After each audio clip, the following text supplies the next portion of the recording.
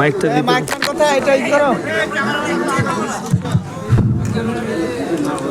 বলছি যে যেগুলো আপনাদের পারমিশন নিয়ে আছে, আমি কিন্তু পারমিশন ছাড়া আর লাইভকে চালাচ্ছে, লাইভ মোটেই চালাতে দেবো না, খুলে ফেলি দেবো, লাইভ বন্ধ করো।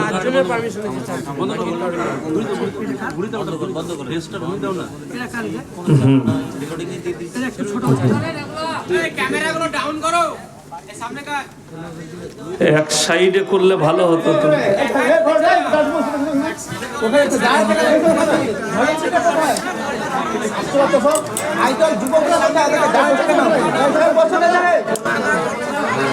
এই যে আপনারা যারা দাঁড়িয়ে আছেন, আমি অনুরোধ করছি সময় নষ্ট করবেন না, এসে বসে যান।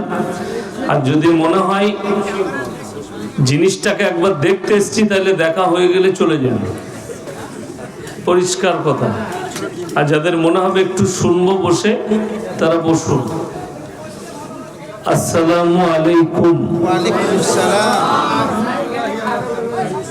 আলহামদুলিল্লাহি রাব্বিল আলামিন والصلاة والسلام على رسوله الكريم أما بعد فأعوذ بالله من الشيطان الرجيم بسم الله الرحمن الرحيم ويل لكل همزة لمزة الذي جمع مالا وعدده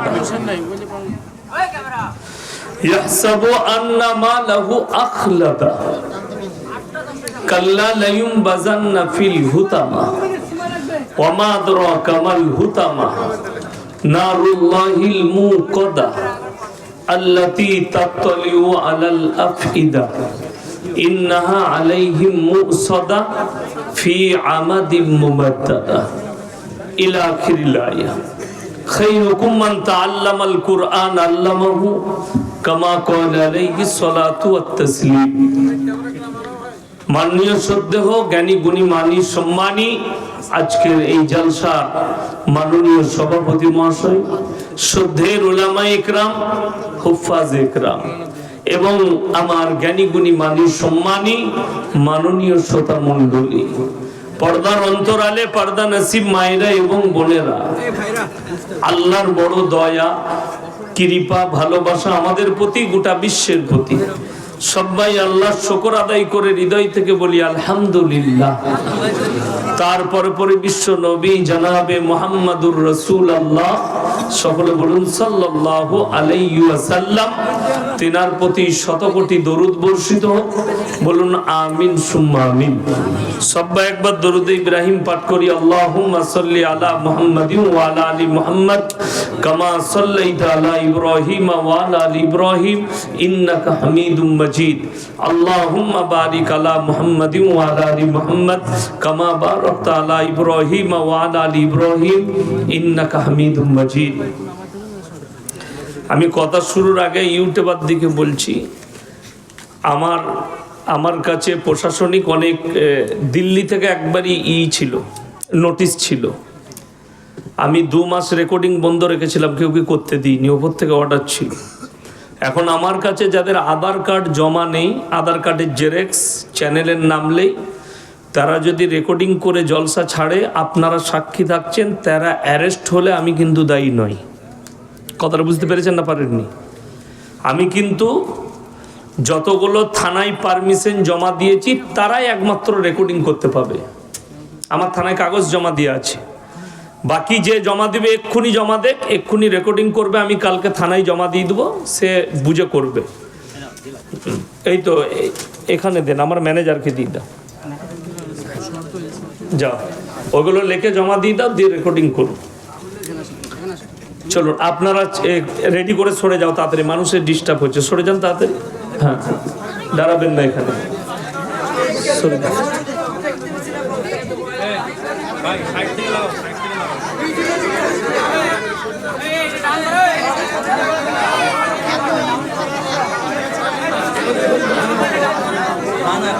চুপ করেন ভাই, চুপ করেন। আমার ভাই দেখুন, আমার আগে ভাইজান বক্তব্য রাখছিলেন, খুব মূল্যবান কথা বলছিলেন তিনি। তো তিনি ভারতের ইতিহাস বলছিলেন, আমি আপনাদেরকে কোরআন এবং হাদিস দিয়ে বুঝাবো। আল্লাহ আমাদের সকলকে সহি বোঝ দান করুক, বলুন আমিন। ইসলামের যে বুনিয়াদ আল্লাহ পৃথিবীর বুকে রেখেছেন, এটা কিন্তু শিক্ষার দ্বারা রেখেছেন, এডুকেশনের দ্বারা।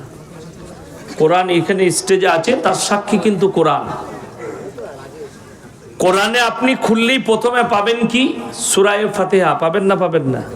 তারপরে সূরা আছে সূরা বাকারা, তারপরে সূরা আছে সূরা আল ইমরান, তারপরে সূরা আছে সূরা নিসা। এইভাবে কোরআনটাকে গচ্ছিত করে সাজানো হয়েছে। কিন্তু পৃথিবীর বুকে নবীজি সাল্লাল্লাহু আলাইহি সাল্লামের কাছে প্রথম আয়াত যেটা এসছে সেটা হচ্ছে ইকরা বিসমি রাব্বিকাল্লাযী খালাক। হে নবী পড়ো। শিক্ষার উপরে এসছে। অথচ পৃথিবীর মানুষের জন্য একটা বহুত বড় মেসেজ আল্লাহর তরফ থেকে। মেসেজটা কি জানেন?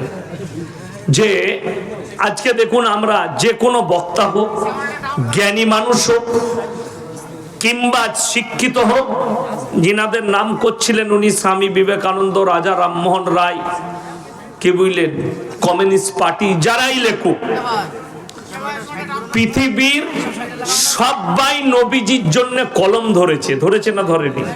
আল্লাহ রসুলের জন্য লিখেছেন। কেউ গালি দিয়েছে নবীজিকে, কেউ নবীজির প্রশংসা করেছেন, তবে প্রশংসা বেশি। জোরে বলুন সুবহানাল্লাহ। প্রশংসাটা কিন্তু নবীজির বেশি, সবাই লিখছেন। অথচ যে রসুলকে আল্লাহ পাঠালেন, সেই রসুল সাল্লাল্লাহু আলাইহি সাল্লাম দুনিয়াতে কিন্তু কারোর কাছে জ্ঞান অর্জন করেননি। দুনিয়ায় কোনো শিক্ষক ছিল না। কার? নবীজি। এটার পেছনে অনেক বড় লজিক আছে। আমি গতকালকে শুনছিলাম, ঝাড়খণ্ডের একটা জিলাপি হুজুরের বক্তব্য শুনছিলাম। আমাকে টার্গেট করে বলেছে আমাদিকে। আমি জলসাই বলেছি যে নবীজি সাল্লাল্লাহু আলাইহি সাল্লাম তিনি দুনিয়ার বুকে কারো কাছে শিক্ষা গ্রহণ করেনি। তো সে এত অকাট মূর্খ, মানে স্কুলে না গেলে যা হয়। আমি কিন্তু শুধু মাদ্রাসায় পড়া মাল নয়, আমি স্কুলেও পড়েছি, ইংলিশ মিডিয়ামেও পড়েছি আল্লাহর কৃপায়। তারপরে স্টেজে পৌঁছেছি, তারপরে মাদ্রাসায় পৌঁছাইছি। এ গুটকাখোর জীবনে স্কুলের মুখ দেখেনি, যার কারণে এর বাংলা বুঝারও ক্ষমতা নাই, গ্রামার বুঝারও ক্ষমতা নেই। বলছে এ নবীকে মূর্খ বলছে। নাউজবিল্লাহ বলেন। আমার আগের যিনি বক্তব্য দিচ্ছিলেন তিনি মূর্খ বলে গেলেন নবীজিকে। আমার 40,000 জলসা ছুটছে, কোন জলসায় বলেছি নবীজি অশিক্ষিত? বলিনি। কিন্তু নবীজি উম্মি ছিলেন।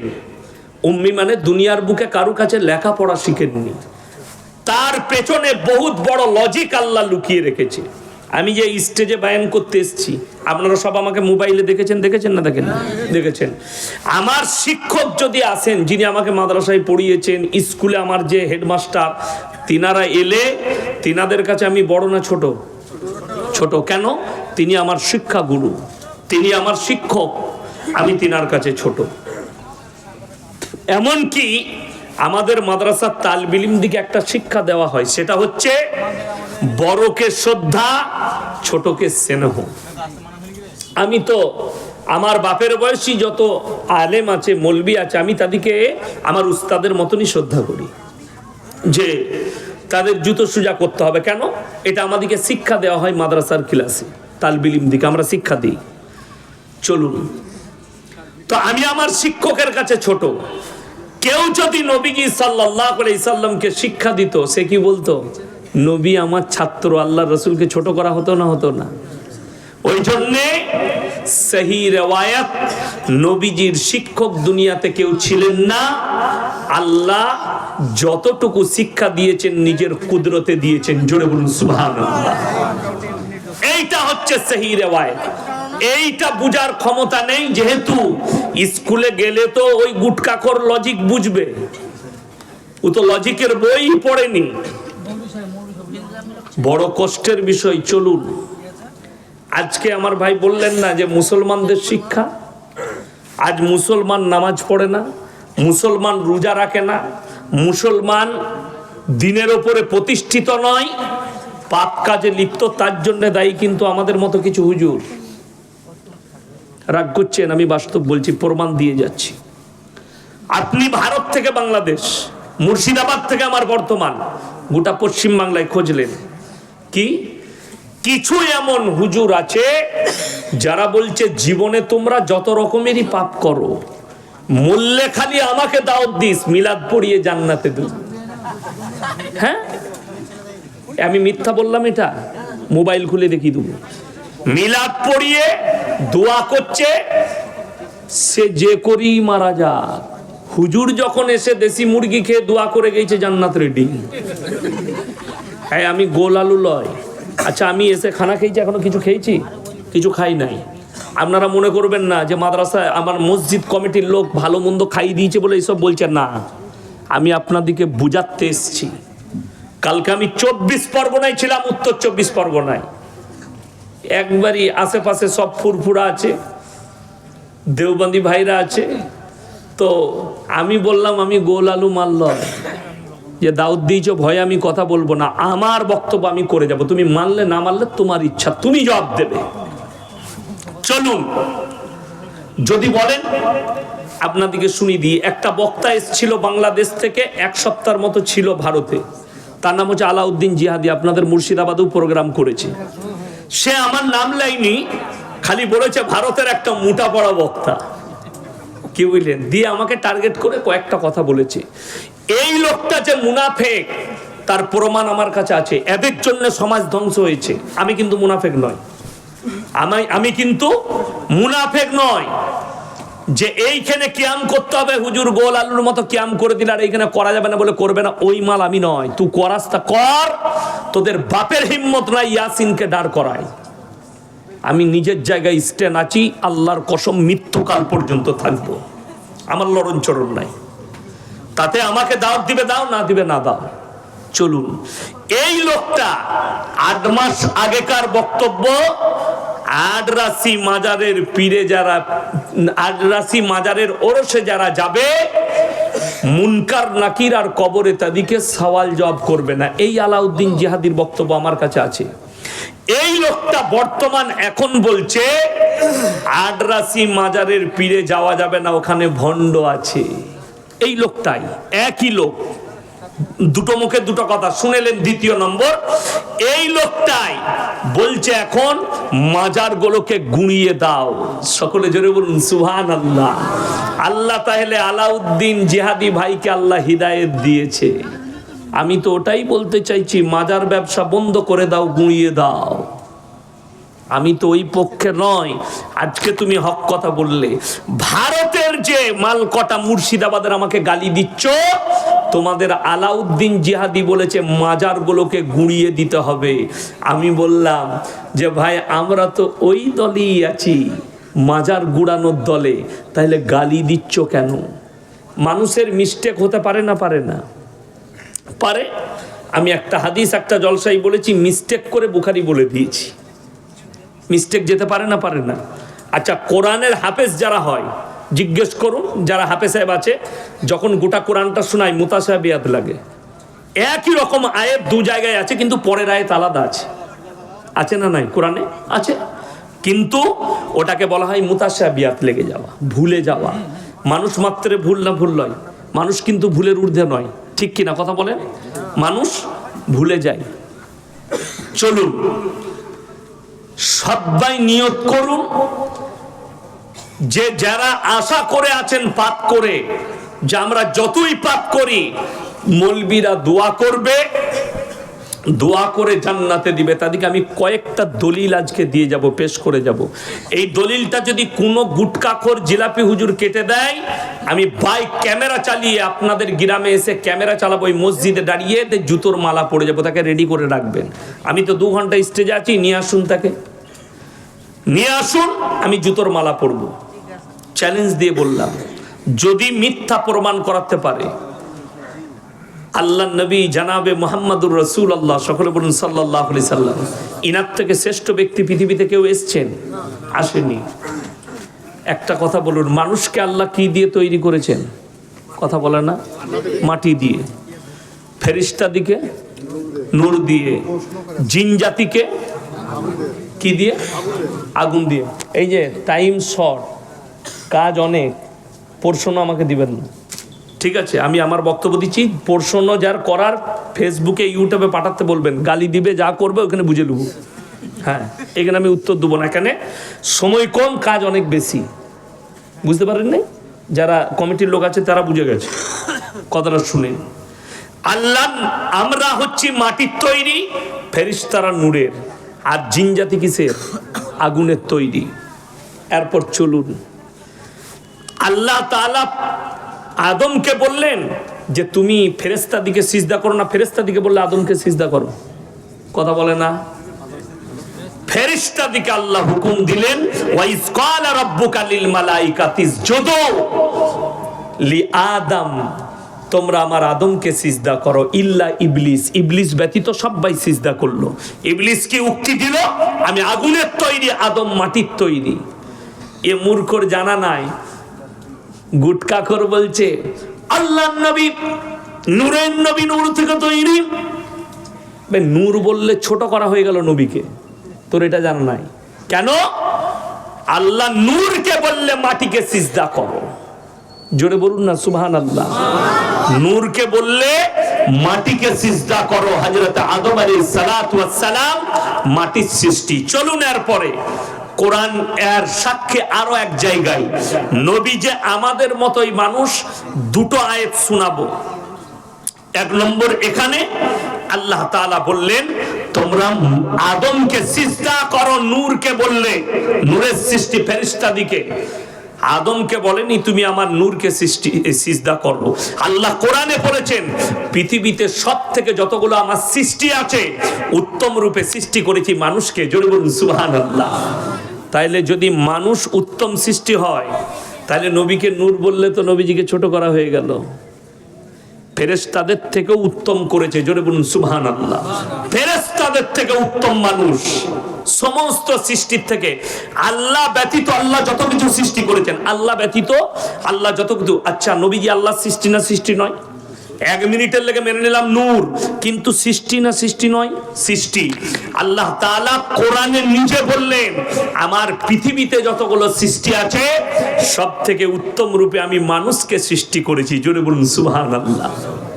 চলুন আগে নিয়ে যাই।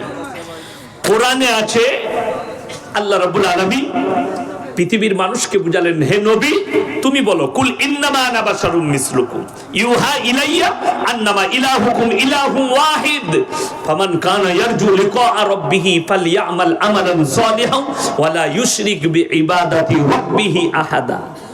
সূরা কাহাফ একবারই শেষ আয়াত। যাদের বাড়িতে মানে কোরআন আছে অনুরোধ করে খুলবেন আমাকে গালি দেওয়ার আগে। সূরা কাহাফের শেষ আয়াত, 16 পারায় গিয়ে শেষ হচ্ছে সূরা মারইয়ামের আগে। একবারই সূরা মারইয়ামে যে বিসমিল্লাহ লেখা আছে তার আগের আয়াতটা পেয়ে যাবেন, মানে কোরআন থাকলে খুলবেন। হে নবী আপনি বলুন আমি তোমাদের মতোই একজন মানুষ, জোরে বলুন সুবহানাল্লাহ। কে বলছেন? নবীজিকে আল্লাহ বলা করাচ্ছেন। এবং আল্লাহ আমাকে বিশেষ মর্তবা দিয়েছে, আমার কাছে ওহী আসে, তোমাদের কাছে আসে না। তোমরা যে আল্লাহর ইবাদত করো, আমি আল্লাহর নবী সে আল্লাহরই ইবাদত করি। তোমরা আল্লাহর সঙ্গে কেউ কি শরীক করো না, আল্লাহর সঙ্গে কেউ কি শরীক করো না। এখন বলে দিই, ভালোবাসা একটা শব্দ আছে, আছে না নাই? আমরা মাকে ভালোবাসি না বাসি না? সবাই বাসবেন, জোরে বলুন ইনশাআল্লাহ। আচ্ছা, বউকে ভালোবাসি না? সবাই বাসবেন, জোরে বলুন ইনশাআল্লাহ। আচ্ছা, দুটোরই নাম ভালোবাসা। কেউ যদি বউকে বলে তোকে এত ভালোবাসি না, তোকে মা বলতে মন যাচ্ছে, বউ ঝাঁটা করে মারবে না? মারবে না? বউকে ভালোবেসে মা বলা যাবে? দুটোর মধ্যে কিন্তু অন্তর আছে, আসমান আর জমিনের ফারাক আছে, আছে না নাই? বিবির ভালোবাসা, মায়ের ভালোবাসা, আসমান আর জমিনের পার্থক্য। আমি জিলাপি আর গুটকাখোর হুজুরকে এটাই বুঝাতে চাইছি, আল্লাহর রাসূলের মধ্যে আসমান আর জমিনের ফারাক আছে। সেই ফারাকটার নাম শোনো, তার নাম হচ্ছে দরুদ। সবাই একবার বলুন সাল্লাল্লাহু আলাইহি ওয়াসাল্লাম। ও আল্লাহ তুমি রাসূলের উপরে রহমত বর্ষিত করো, জোরে বলুন সুবহানাল্লাহ। দরুদের মানে এটা। তো চলুন, এটা গেল যে আল্লাহর নবী নূরের তৈরি নয়, তার দলিল আরো শুনেলেন। আল্লাহর রসুল যদি নূরের তৈরি হতেন, আল্লাহ যদি নূর দিয়ে সৃষ্টি করতেন, এখন গুটকাখোররা কোরআনের অপব্যাখ্যা করে। যেমন একটা আয়াত শুনতে পাবেন জলসা হলেই কি বলে, ইন্না আউলিয়াল্লাহি লা খাউফুন আলাইহিম ওয়ালা হুম ইয়াহজানুন। হে আমার ভাইরা, আল্লাহ তাআলা ওলিয়া উলিয়া পীর ফকির, একদম কোরআনের অপব্যাখ্যা। আল্লাহর কসম করে বলছি এই পীর শব্দটাই নাই ওখানে ব্যাখ্যায়। আউলিয়া শব্দের অর্থ হচ্ছে বন্ধু। কি বললাম? বন্ধু। কার বন্ধু? আল্লাহর বন্ধু। সেই বন্ধুটা আমিও হতে পারি, আপনিও হতে পারেন, সাধারণ লোকও হতে পারে, হাজী সাহেবও হতে পারে, একজন মাও হতে পারে। তো আল্লাহ বললেন যারা আমার বন্ধু হবে তাদের দুনিয়া এবং পরকাল কোনো জায়গাতেই ভয় নাই। আর মানুষকে কি বুঝালো এরা?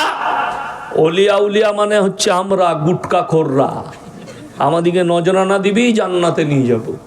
3 বোতল মদ খেয়ে মারা গেছে, বলে কোথায়? বলে সারগাছিতে অ্যাক্সিডেন্ট হয়েছে হাই রোডে। অসুবিধা নাই, 40 দিনে মিলাদ দিবে। আমি বলে যাচ্ছি যারা 40 দিনে মিলাদ দেয় বেদাত, এর থেকে বড় কাঁচা বিদাত আর কিছু নাই। মিলাদ দিয়েছে দাউদকার হুজুরের, হুজুর এসে দোয়া করছেন, আল্লাহ তুমি তাকে জান্নাতুল ফিরদাউস দাও, শহীদের মর্তবা দাও। দোয়া হয়ে গিয়ে হুজুর খেতে বসেছে। হুজুর বলছে বাপ কি করে মরলো অ্যাক্সিডেন্ট হয়ে? বলছে হুজুর ছেলে খুব বদমাস ছিল, 3 বোতল মদ খেয়ে অ্যাক্সিডেন্ট করেছে। তোবা তোবা, হেবে মদ খেয়ে সে শহীদের দরজা পাবে? কথাটা বুঝতে পারেননি? কিন্তু এরা দিয়ে দিবে, কোনো অসুবিধা নাই। একজন বলেছে বয়ানে, ইয়াসিন জানে না, ইয়াসিন বলেছে কবর জিয়ারত। আমি কবর জিয়ারত করতে নিষেধ করি নাই তো, বাপের কবর জিয়ারত করবি তো অসুবিধা কি আছে? কবর জিয়ারত কর। কিন্তু তুমি বলছো কবর জিয়ারত করে 3 দিন তোর বাপের কবর জিয়ারত করেছি, এরপর আমাকে একটা লুঙ্গি আর গেঞ্জি দে, ওই করেই তো তোদের চলে। আমি কিন্তু কবর জিয়ারত করা লুঙ্গি পরি না। আমি বললি খারাপ, গালি দেবে। চলুন আপনাদেরকে এরপর শুনাই। বুখারী শরীফের রেওয়ায়েতে আছে, আল্লাহর হাবিব সাল্লাল্লাহু আলাইহি সাল্লামের কাছে খবর এলো, ইয়া রাসূলুল্লাহ, আপনার চাচা যান মরণাপন্ন অবস্থায়। নবীজি ছুটলেন, চাচার হাত দুটো ধরে বললেন, হে আমার চাচা, একবার খালি কলমাটা পড়ে নাও, আমি আল্লাহর কাছে কেঁদে কেঁদে তোমার জন্য ক্ষমা চাইব। নবীজির চাচার উত্তর কি এলো জানেন? মারাত্মক উত্তর। আমি যদি বার্ধক্যে কলমা পড়ি, লোকে বলবে মৃত্যু ভয়ে কলমা পড়েছে, আমি কলমা পড়তে পারবো না। জোরে বলুন নাউজুবিল্লাহ। নবীজির কথাকে অস্বীকার করলো কে? নবীজির আপন চাচা। আল্লাহ আয়াত পাঠালেন, এই আয়াতটা তোমার গুটকাখোর মৌলবীকে শোনাও। তুই যে পয়সা নিয়ে জান্নাতে দিচ্ছিস, তুই যে টাকা নিয়ে নজরানা নিয়ে মাতালকে জান্নাতে পাঠাচ্ছিস, এই আয়াতের ব্যাখ্যাটা বল। ইন্নাকা লা তাহদি মান আহবাবতা ওয়ালাকিন্নাল্লাহা ইয়াহদি মান ইয়াশা। হে আমার বিশ্বনবী, পৃথিবীর মানুষকে বলো হিদায়াতের দপ্তরটা সকলে বলুন কার হাতে? এত আস্তে কেন? কার হাতে? জোরে বলুন। আল্লাহর হাতে। আরে এত জোরে বলবেন তবে তো ইউটিউবে যাবে, গুটকাখোর শুনবে যে হ্যাঁ লোক আছে সাক্ষী দেবার। আমার ভাই, আল্লাহর হাতে। আল্লাহ বললেন আমার ইচ্ছা নেই তোমার চাচা কলমা পড়তে পারবে না। নবীজি চোখ দিয়ে পানি, এখানেও শেষ নয়, চলুন। যারা মনে মনে ভাবছেন আমার বেটা গাঁজার আসরে থেকে মারা গেছে, মদের ভাটিতে জীবন কাটিয়ে মারা গেছে, কুফরিতে জীবন কাটিয়ে মারা গেছে, আমি তো নামাজি, আমি তো হাজী সাহেব, আমি তো পরেজগার, আমি দোয়া করে দেব, আমি হুজুরকে দাওয়াত করে খাইয়ে দোয়া করে দেব, তারা কান খুলে শুনে নেন। আল্লাহর নবী বললেন, ওগো আল্লাহ, তুমি আমাকে যতদিন না নিষেধ করছো, আমি ততদিন আমার চাচার জন্য কেঁদে কেঁদে আপনার কাছে ক্ষমা চাইব। নবীজি কাঁদতে লাগলেন, আল্লাহ আমার চাচাকে ক্ষমা করে দাও। আল্লাহ পাঠালেন নবীজিকে। শুধু এখানে নবীকে নসিহত করেননি, আল্লাহ মুমিন এবং নবী দুজনকেই নসিহত করলেন। মা কানা লিন নবী ওয়াল্লাযীনা আমানু আইয়াস্তাগফিরু লিল মুশরিকিন ওয়ালাউ কানু উলি কুরবা। হে আমার নবী এবং মুমিন, তোমরা শোনো, যারা মুশরিক হয়ে মারা গেছে, বেঈমান নেমক হারাম হয়ে বদ্দিন হয়ে মারা গেছে, তার লেগে দোয়া করতে পাবে না যদিও সে তোমাদের নিকটতম আত্মীয় হয়। নবীজির হাত নেমে গেল, আল্লাহ নিষেধ করলেন চাচার জন্য দোয়া চাইতে, আর তুমি বলছো জিলাপি খাই দে আমি জান্নাতে পাঠাবো। একজন বলছে আপনাদের মুর্শিদাবাদের সিটকে মলবি, সে বলছে ইয়াসিন বলেছে জিলাপি খাওয়া হারাম, আমি হারাম বলেছি? কোন জিলাপিটা হারাম? জিলাপি মেলায় আপনার জলসায় বিক্রি হয় না হয় না? দোকানে বিক্রি হয় না জিলাপি? কিনে খান, খুব ভালো জিনিস। শীতকালে জিলাপি ভালো লাগে, লাগে না? লাগে না? আমিও খাই। কিন্তু মাজারের পরা জিলাপি খোর যে তুমি, আর মাজারে যে জিলাপি দেয় ওই জিলাপির সঙ্গে ওই খাবারের সঙ্গে আবার আল্লাহ কোরআনে শুয়োরের মাংসের সঙ্গে তুলনা করেছে। কোরআন দলিল আছে, আমি শোনাবো আপনাদিকে একটু পরে। দাঁড়া, অনেক অপারেশন বাকি আছে, কি বুঝলেন? হ্যাঁ, এই তো শুরু করেছি, চলুন আপনাদিকে বলে দিই। এরপরে শুনেন আর একটা, এইখানে যে আমি ইয়াসিন এসছি, আপনারা আমাকে মোবাইলে দেখেছেন? দেখেছেন? দেখেন নাই? আপনাদের সঙ্গে আজকে যে আপনারা শ্রোতা হিসাবে বসেছেন, খালি কিছু মুখ চেনা লোক আছে আমার, আছে না নাই? তাদের সঙ্গে দেখা হয়। হয়তো আমি কোনোদিন আপনাদের মোড়ে দাঁড়ালাম কিংবা ভাকুড়িতে দাঁড়িয়েছি চা খেতে, আপনি বললেন মলি সাহেব আপনি আমার গ্রামে গিয়েছিলেন জলসা করতে, তো আমি বলবো হ্যাঁ গিয়েছিলাম, এতটুকুই সম্পর্ক, ঠিক কি না? আচ্ছা বলুন, একটা হুজুরের সাথে আমি ইয়াসিন ধরলেন হুজুর, আমার সঙ্গে আপনার সম্পর্ক বেশি হবে না আপনার সন্তানের সম্পর্ক বেশি হবে? কথা বলে সন্তানের। তোমার বয়স সঙ্গে তোমার সম্পর্ক বেশি না হুজুরের সম্পর্ক বেশি? আপনার সঙ্গে আপনার বয়স সম্পর্ক বেশি। এরপর যারা গুটকাখোর হবে, যারা জিলাপি খোর, আমাদের দেশের কিছু সুন্নি ভাই বলছে আমার বয়স সঙ্গে পীরের সম্পর্ক বেশি। হ্যাঁ, এটা বীরভূমের লোকের কথা। তা না হলে কখনো কানা পীরকে দিয়ে কখনো নিজের বউকে বলে পীরের পা টেপ জান্নাতে যাবি। তার থেকে বড় কানা দাজ্জাল পৃথিবীতে কেউ নাই। আমার ভাই, এরা হচ্ছে কানা দাজ্জাল, পা টিপা করায়। আমার কাছে রেকর্ডিং আছে, কি জানেন? একজন উত্তরপ্রদেশের বেরেলভি বক্তা, সুন্নি বলছে নিজেকে, কি বায়ান করছে জানেন উর্দুতে? देवबंदी वहाबी अगर मक्के में तवाफ करते करते मर जाए फिर भी जहन्नम में जाएगा। जोरे बोलो नाउज बिल्लाह। आमी दुआ करलाम अल्लाह इस मौलवी के बात को तू कबूल कर ले कि हम लोग का मौत काबा घर में हो जाए। जोरे बोलो आमीन। ये तो हम दुआ करते हैं। द्वितीय भाषाटा तार सुनेलेन। और बेरेलवी का मौलवी का मौत और बेरेलवी लोगों का मौत अगर बेस्सा खाना में हो जाएगा फिर भी जन्नत में जाएगा। मतलब अल्लाह तेरा दुआ को कबूल कर ले कि तुम लोग का मौत बेस्सा खाना में हो जाए। ये तो तुम्हारा मौलवी का बात है, अभी हमको गाली देगा, ये सुन लेगा। तो कौन? गुटखाखोर लोग गाली देगा। আমার ভাই বড় কষ্ট লাগে, গাড়িতে আসছি আমাকে আস্তে আস্তে গালি দিচ্ছে ফোন করে। প্রত্যেক দিন 200টা গাল শুনি আর 200টা দোয়া শুনি ফোনেতে। তো আমি ওই জন্য বলেছি গাল খাওয়া মৌলবি। আমি সেই দিনে বলেছি একটা জলসায় আমার আব্বার 7 বার জানাজা করেছে। কারা? গুটখাখোররা। এখনো কিন্তু আমার বাপ বেঁচে আছে, মরে নাই। কথাটা বুঝতে পারেন? আমার বাপের 7 বার জানাজা হয়েছে কিন্তু এখনো বেঁচে আছে। কারা করেছে? এই জিলাপি হুজুর গুটখাখোররা। জানাজা করে কখনো ফোন করে যদি বলে দিস। একবার কি হয়েছে, মুর্শিদাবাদে আমার আব্বাজি জলসা করছে, আজ থেকে 7 বছর আগেকার কথা বলছে, আর আমি আছি হাওড়া জেলায়। আমাকে ফোন করে বলেছে তোমার আব্বা শওকত সাহেব অ্যাক্সিডেন্ট হয়ে মারা গেছে। যখনই আমি নম্বর দেখেছি অন্য, তখনই বুঝতে পেরেছি এটা কোনো গুটখাখোর হবে। কি বুঝলেন? আর আমার আব্বাজিকে ফোন করে বলেছে আপনার ছেলে হাওড়া থেকে আস্তে আস্তে হাইওয়ের ওপরে দিল্লি রোডে অ্যাক্সিডেন্ট করে মারা গেছে। আমি তো তার কথা শুনিনি, আমার আব্বাকে ফোন লাগিয়েছি। তো আমার আব্বাজি ফোন তুলছে, আমার মেজো ভাই গাড়ি চালাচ্ছে। তো আমি বললাম কোথায় আছেন? বললে গঙ্গা পেরিয়ে গেছি, কাটুয়া পার করছি। আমি বললাম আপনার কাছে কোনো ফোন এসেছিল? বলে তোর কাছে? আমি বললাম হ্যাঁ আমার কাছেও এসেছিল। আপনি বাড়ি চলে আসুন, দুজনাই মোটামুটি বেঁচে আছি, কালকে যা হবে দেখা যাবে। এটা সত্য ঘটনা বলছে, আল্লাহ সাক্ষী আছে, মিথ্যা নয়, বাস্তব, একদম সত্য ঘটনা। আমার আব্বাজিকে কখনো দেখা হলে জিজ্ঞেস করবেন, এটা বাস্তব বলছি। তো একবার আমার আব্বাজি শুনে, আমি তখন ছোট ছেলে, স্কুলে পড়ি, মুর্শিদাবাদ থেকে এক বাস লোক চলে গেছিল, তখন মোবাইলে যাওয়ানা ছিল না। কেন? এই সুন্নি গুটকাখোররা এলান করে দিল মুর্শিদাবাদে যে শওকত অ্যাক্সিডেন্ট হয়ে মারা গেছে। এক বাস লোক চলে গেছে, ফোনের যাওয়ানা ছিল না।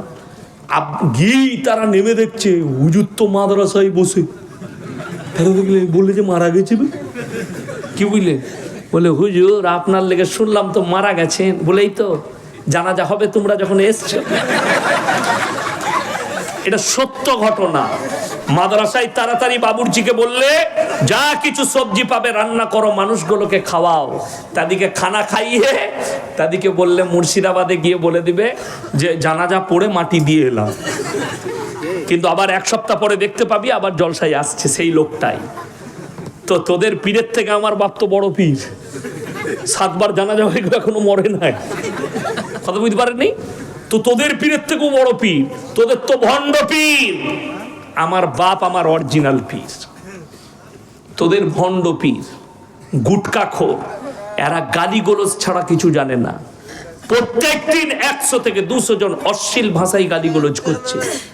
আজকে বড় কষ্ট লাগে, আজ পর্যন্ত একটা মৌলবি কোরআন হাদিস থেকে কিয়ামের দলিল দিতে পেরেছে? ফেসবুকে এসে দিতে পারেনি। বলছে খালি বসবো, বসে কি হবে? একজন আমাকে বলছে, ধরলেন আপনি আমাকে জিজ্ঞেস করলেন যে কোরআনে কোথায় নিষেধ আছে কিয়াম করা যাবে না, হাদিসে কোরআনে কোথায় নিষেধ আছে? আমি মেনে নিলাম সত্যি নাই কোথাও যে করা যাবে না, এই হাদিস নাই। আছে কোথাও? আছে? আপনারা পেয়েছেন? পান নাই। এরপর আপনাকে বলে দিই একটা কথা ভালো করে শুনেন। আমি আজকে এসার নামাজ ক রাকাত পড়লেন? ফরজ নামাজ কথা বলেন না, 4 রাকাত। আমি বলে যাচ্ছি কাল থেকে 6 রাকাত পড়বে এসার নামাজ। আপনারা কি চাইবেন আমার কাছে? মানবে না। কি চাইবে তুমি বলো? দলিল দাও। আমি যদি বলি পড়তে নাই, ওই দলিলটা দে, তো আমাকে পাগলখানা পাঠাবেন না? পাঠাবেন না? এই যে জায়গাটায় জলসা করছি, আমি যদি বলি এই জায়গাটা আমার বাপের, আপনারা কি চাইবেন? দলিল। আমি যদি বলি আমার বাপের নয়, ওই দলিলটা দে, খুঁজে পাবেন না? আমাকে রাঁচিতে পাঠাবেন। তো এ মাল কটাকে গুটকাখোরগুলোকে রাঁচিতে পাঠানো দরকার। তো তুই যখন বলছিস কিয়াম আছে, তো দলিলটা তুই দিবি। তো কথাটা বুঝতে পারেন না আমার? তুই যখন বলছিস ঈদে মিলাদুন নবীর জন্মদিন পালন করা নবীজির জায়েজ আছে, জুলুস বার করা জায়েজ আছে, দলিলটা তুই দিবি, আমরা দেবো না। আমি তো বলি নাই জায়গাটা আমার, তুই বলছিস জায়গাটা আমার, তুই বলছিস আছে, তো দলিলটা তোকে আগে দিতে হবে যে কোথায় আছে। কথাটা বুঝতে পারেননি? বুঝাতে পারলাম? আমি গুদা বাংলায় কথা বলছি। তো দলিল যদি জায়গা আমার না হয়, তাহলে আমি যদি দলিল না দিতে পারি, জায়গাটা আমার কি করে হবে? তুমি দলিল না দিতে পারলে সেই জিনিসটা কি করে হবে? সমাজের বুকে প্রতিষ্ঠিত করছো। আজকে কষ্ট লাগে। আমাদের দেশের কিছু লোক দরুদ মুখস্থ করেছে, কিসের জানেন? জলসার দরুদ। জানেন না জলসার দরুদ কি? কালকে আমি 24 পরগনায় ছিলাম, তো আমি এখনই কি পড়লাম? জলসার আগে কি দরুদ পড়লাম? এটা কোথায় পড়া যায়? নামাজে পড়া যায় না? পড়েন না নামাজে? এরপর যারা নামাজি আছে তারাই একমাত্র এটা পড়তে পারবে। আমাদের দেশের কিছু ওই গুটকাখোর এরা শিখিয়ে রেখেছে কি আল্লাহুম্মা সাল্লি আলা দিয়ে হুজুর চা খাচ্ছে, এরা চালিয়ে যাচ্ছে। এর থেকে বড় বেয়াদব কেউ আছে? আচ্ছা আমি দরুদ পড়লাম পানি খেয়ে, চা খেয়ে না, আদবের সঙ্গে কথা বলবেন, আদবের সঙ্গে। তো তোমার জিলাপি হুজুর গুটকাখোর তো বেয়াদব, ও লোককে বলে দরুদ পড়, ও পড়ে না, ঠিক কিনা? ও খালি চালু করে দিলে আল্লাহুম্মা, তারপর তোরা চালিয়ে যা। রাইস মিল দেখেছেন? সব রাইস মিলগুলো আমার বাড়ির কাছে। রাইস মিলে খালি ডয়ারটা চালিয়ে দিয়া মাল অটোমেটিক টেনে ঢুকিয়ে চাল করে বার করে দিচ্ছে। আগে তো সিদ্ধ করে চাল করে শুকিয়ে চাল হতো, এখন ওইসব সিস্টেম নাই, ডয়ার সিস্টেম অটোমেটিক। ধান একদিকে ঢুকে যাচ্ছে, সিদ্ধ হয়ে শুকিয়ে চাল হয়ে একবারে বেরিয়ে আসছে। কথাটা বুঝতে পারেননি তো? এই মাল কটা অটোমেটিক দরুদের মাল, কি বুঝলেন? অটো, খালি স্টার্ট করে দিয়া আল্লাহুম্মা, পানি দাও, ও পানি খাচ্ছে আর এরা চালিয়ে যাচ্ছে। তাদেরকে জিজ্ঞেস করো। আর আমি কালকে পড়লাম, সবাই বলুন দরুদ ইব্রাহিম আল্লাহুম্মা সাল্লি আলা। যারা নামাজি তারা খালি পড়লো, বাকি মাল কটা চুপচাপ। ওরা তো খালি জলসার দরুদ মুখস্থ করে রেখেছে, এক হারাম করুন নামাজ পড়ে না। এটার জন্যে এরা বলছে দরুদকে নিয়ে ব্যঙ্গ করেছে। আমি একবারও ব্যঙ্গ করি নাই তো, আমি ব্যঙ্গ করলাম? আমি তোমার ভুলটা ধরাচ্ছি, তুমি বেনামাজি সেটা ধরে দিলাম। বড় কষ্টের বিষয়। আমি কেন ব্যঙ্গ করতে যাব? দরুদকে কখনো ব্যঙ্গ করা যায়? তোমার হুজুর বলছে আদবের সঙ্গে দরুদ পড়ো, আর সেই গুটকাখোর লোককে দরুদে জুড়ে দিয়ে নিজে চা খাচ্ছে, না হলে দুধ খাচ্ছে। তাকে ঝাঁটা মারার লোক আছে? আমি কিন্তু বিয়াদব লয়, তোমার হুজুর বিয়াদব। চলুন আপনাকে বলে দিই, আজকে লোক নামাজ এই জন্য পড়ছে না। আপনাদেরকে বলি, অনেক মানুষ হয়তো অনেক সুন্নি ভাই আছেন, আমার জলসা শুনতে আসবেন, দেখি ইয়াসিনকে তো এত গাল দিই, কি বলছে মালটা আপনাদেরকে বুঝিয়ে দিই। বাপ বেটার সম্পর্ক যদি কাছের হয়, মা বেটার সম্পর্ক যদি রক্তের হয়, বাপ আর বেটার সম্পর্ক যদি রক্তের হয়, এরপরে কোরআনকে জিজ্ঞেস করো, তোমার জিলাপি হুজুরকার গুটকাখোরকে জিজ্ঞেস করো, তুমি যে বলছো নজরানা নিয়াই আমাদিকে পীর বলে মান, আমরা জান্নাতে নিয়ে যাব, যত রকমের পাপ করবি, এদিকে জিজ্ঞেস করে লাভ। এরপরে কোরআনে চলুন। ইয়াউমা ইয়াফিরুল মারউ মিন আখি ওয়া উম্মিহি ওয়া আবি ওয়া সাহিবাতিহি ওয়া বানি লিকুল্লি ইমরিইম মিনহুম ইয়াউমাইদিন শানু ইউগনি। হে আমার বিশ্বনবী, পৃথিবীর মানুষকে বলো, কিয়ামতের ময়দানটা এত ডেঞ্জার হবে। স্বামী স্ত্রীর কাছে যাবে, স্ত্রী বলবে দুনিয়াতে আমার কোনো স্বামী ছিল না, স্বামী বলবে স্ত্রী ছিল না, বাপ বলবে বেটা ছিল না, বেটা বলবে বাপ ছিল না, মা বলবে বিটি ছিল না, বিটি বলবে মা ছিল না, বন্ধু বলবে আমার কোনো বন্ধু ছিল না। কেউ কারুর জন্য জাররা পরিমাণ, সর্ষে পরিমাণ উপকার করবে না। যদি তোমার বাপ তোমার উপকারে না আসে, ইয়াসিন তোর কি করে উপকার করবে? তুই জলসাই দাওয়াত করে একবার খালি দেশি মুরগি খাইয়েছিস, আর আমার বউ যে রোজ রান্না করে খাওয়াচ্ছে, আমি যদি তার উপকারে না আসি, তোর কি করে আসবো বে? এইটা তোমার জিলাপি হুজুরকে বুঝাও, কোরআনের আয়াতটা দেখিয়ে দাও যে বাপ যদি বেটার উপকারে না আসে, আপনি পয়সা নিয়ে আমার উপকারে কি করে আসবেন? অনেকজন বলছে কোন হুজুরের কথা শুনবো। এখানে সবজি বাজার কোথায় আছে আপনাদের? কাঁটা বাগান। সকালবেলায় যান, কিংবা আখের মিলে তো আরো সস্তা সবজি পাওয়া যায় হোলসেল রেটে, তাই না? হ্যাঁ, বলবে ইয়াসিন সাহেব চিনলো কেন? আমি অনেকবার মালসার লেগে কিনে নিয়ে গেছি। কি বুঝলেন? মুর্শিদাবাদের সবজি ভালো। এই আমার গিন্নি আজকে বলছিল যে হ্যাঁ গো, বেলডাঙ্গা হয়ে যাচ্ছে, একটু বেগুন নিবে, সাদা বেগুন। আমি বেগুন কিনলাম, সবজি কিনলাম, বেলডাঙ্গায় দাঁড়িয়ে আলিফ ভাইয়ের কাছে চা খেলাম। কি বুঝলেন? তো যেটা বলছিলাম, আচ্ছা আপনি গিয়ে সকালে এরকম লোক আছে আপনাদের যে কানা বেগুনগুলো কিনে, যদি কেউ কানা বেগুন কিনে নিয়ে আসে বাড়িতে, বউ বলবে তুমি কানা নি কি গো, দেখো লাউনি, বলবে না? বলবে না? বউ কানা বলবে। তুমি পচা টমাটোর লিবে না, তুমি কানা বেগুন লিবে না। পচা মাছটা পেটটা টিপে দেখে লেন না মাছটা পচা কিনা, তুমি মাছের পেটটা টিপে দেখে লিবে। তুমি এটা বুঝতে পারলে যে এটা পচা টমাটোর, এটা কানা বেগুন, এটা হচ্ছে পচা মাছ। আর তোমার ব্রেনের দ্বারা তুমি বুঝতে পারলে না এই মালটা পচা মলবি, পচা হুজুর, এটা সমাজকে ধোঁকা দিচ্ছে। বড় কষ্ট লাগে। আনন্দবাজার পেপার খুলুন, আজকে কি বার? রবিবার। যাদের বাড়িতে আনন্দবাজার পেপার আছে কিংবা বাজারে ক্লাবে আছে, কালকে সকালে গিয়ে দেখবেন ভেতরের পৃষ্ঠায় অ্যাড দিয়া থাকে, বেশিরভাগ অ্যাড থাকে আনন্দবাজারে। কিসের অ্যাড? কলকাতার অমুক বাবা একটাই ফোন কলে প্রেমের ব্যর্থতা থেকে সফলতা পান, কারোর বউ ছেলে পালিয়ে গেলে 72 ঘন্টায় এনে দেয়। আমি বলেছি এই হারামখোরকে মোদিজির কাছে নিচ, নীরব মোদি আর যারা টাকা নিয়ে দেশ থেকে পালিয়ে গেছে, এই মালি 72 ঘন্টায় এনে দিতে পারবে। কথাটা বুঝতে পারেননি? তুমি লোকের বউ এনে দিতে পারবে, আর বিজয় মালিয়াকে আনতে পারবে না। 8,000 কোটি টাকা নিয়ে পালিয়ে গেল, তো মোদিজিকে বলবে এদিকে আপনি হায়ার করুন, আর না পারলে হারামখোরগুলোকে জুতোর বাড়ি মারুন। এরা হচ্ছে ধোঁকাবাজ, প্রতারক। সমাজকে ধোকা দিচ্ছে। 100টা তাবিজওয়ালার মধ্যে 99 জন মিথ্যা কথা বলে, একটাও সত্য বলে না। আমার কাছে শিখেলেন, আমি খালি অবাক হয়ে যাই। আপনি আপনাদের মুর্শিদাবাদে পাবেন যে বহরমপুরে ভালো ভালো হসপিটাল আছে না নাই? মেডিকেল কলেজ নাই বহরমপুরে? আছে। লালবাগে এত ভালো হসপিটাল আছে, আপনি যান, রক্ত দিয়ে রিপোর্টেও রোগ ধরা পড়ছে না। কলকাতা যেতে হচ্ছে, ভেলুর যেতে হচ্ছে। আর আমাদের দেশের কিছু জিলাপি হুজুর বেরিয়েছে, তারা জামা মেপে রোগ বলে দিচ্ছে। কি বলে? জামাটা নিয়ে বিরাট গোলমাল তো।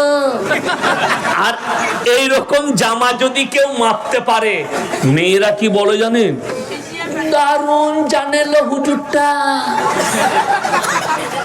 এই কানা হুজুরদের, গুটকা খদ্দের বাজার চলছে আমার মা বোনেদের লেগে। কেন? তাবিজ বেশি প্রয়োজন কার? মায়ের। স্বামীকে বশ করবে, বলে হুজুর বশ করার তাবিজ দাও।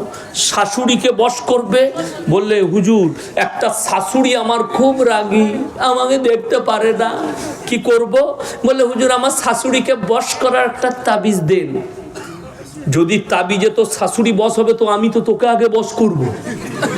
কথাটা বুঝতে পারেন? কষ্টর কথা। সেই হুজুরকে জুতো করে বাড়ি মার, যে বলছে তাবিজে বশ করে দেবো। বশ কিসে হবে?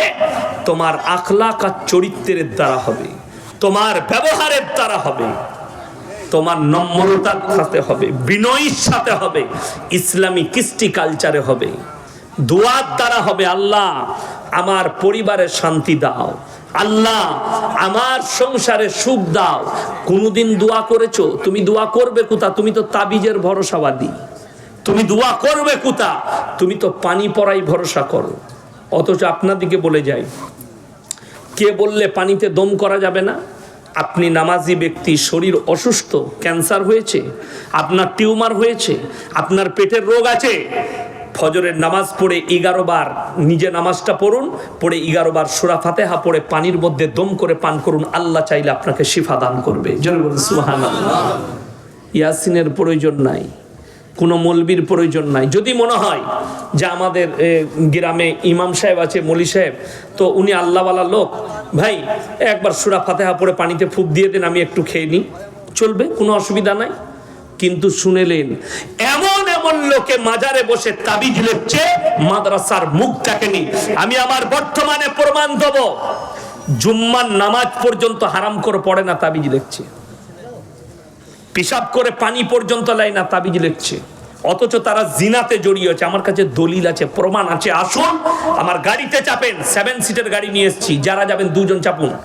আমি আমার মাদ্রাসায় নিয়ে যাবো, মেহমানখানায় রাখবো, নিয়ে গিয়ে মাজারে দেখি দেয় এই মালটা। এতটা সাহস আমার এলাকায় আমার আছে। দেখি দুটো চোখে আঙুল দিয়ে, দেখো এইটা। একজনের হাত পা নাই আমার এলাকায়, দুটোই হাত পা অবশ হয়ে গেছে, মানে প্যারালাইসিস। জানেন তো প্যারালাইসিস হলে 4টায় হাত পা তার নড়ে না।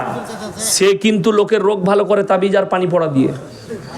তাকে ছুঁচিয়ে দেয়, আলাদা একটা মেয়ে রেখেছে তার বউ, তাকে ছুঁচায়। তাকে বিড়ি ধরিয়ে দেয়, তার একটা লোক রেখেছে বিড়ি। সিগারেট খাবার লোক আলাদা আছে। আমি বলে বে তুই আগে নিজের রোগটা ভালো কর, তারপরে লোকের করবি। কথা বুঝতে পারেননি? নিজে প্যারালাইসিস, লোককে তাবিজ দিয়ে ওই লোকটা ভালো করছে। এরপর বলুন দোষী ওই লোকটা না যারা যাচ্ছে ওর কাছে গিয়ে ওকে বিশ্বাস করে? তারা যারা যাচ্ছে তারা হচ্ছে সব থেকে বড় অপরাধী। তুমি চিনতে পারলে না এই লোকটা সমাজকে ধোকা দিচ্ছে। ইসলাম খালি পেঁচিয়ে গেল। চলুন আলোচনা আগে বাড়াই। দ্বীনি শিক্ষা, দ্বীনি ইলম হাসিল করা কি প্রত্যেকটা মুসলমান নরনারীর জন্য ফরজ। আমি চ্যালেঞ্জ দিয়ে বলে গেলাম, আপনার এখানে এতগুলো মানুষ বসেছে, 100 জনের মধ্যে 98 জনের কাছে দ্বীনি ইলম নাই। ঠিক বললাম না ভুল বললাম? মুসলমান হারাম হালাল বুঝে না, দিন বা দিন বুঝে না, শিরক বেদাত বুঝেনি। কেন? দ্বীনি ইলম না থাকার কারণে।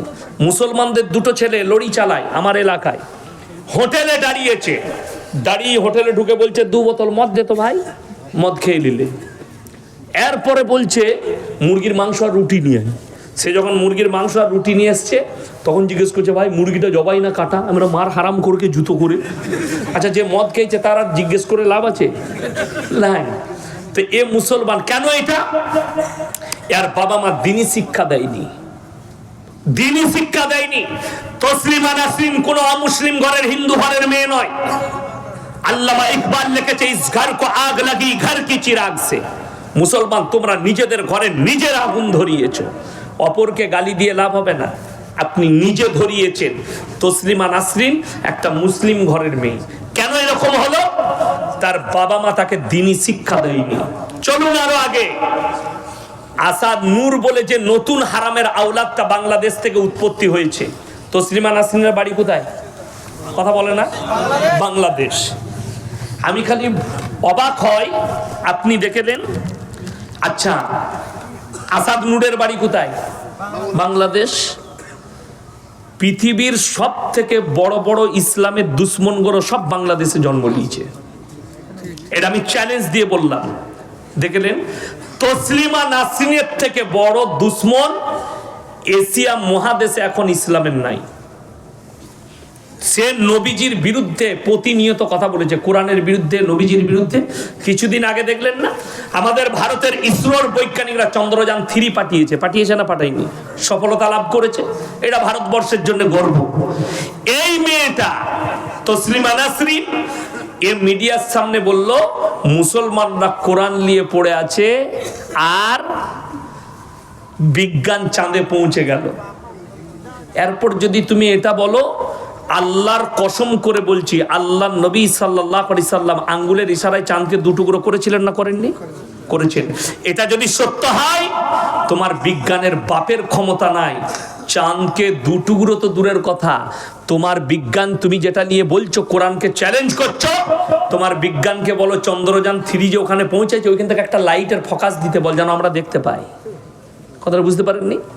আপনাকে বলে দিই, যারা শিক্ষিত লোক আছেন, যারা মনে করেন কোরআনের থেকে বিজ্ঞান আগে, ইসলামের থেকে বিজ্ঞান আগে, তারা শুনে যাও। স্কুলের স্টুডেন্ট যারা আছেন, বিজ্ঞান হচ্ছে আপেক্ষিক। বিজ্ঞান কি বললাম?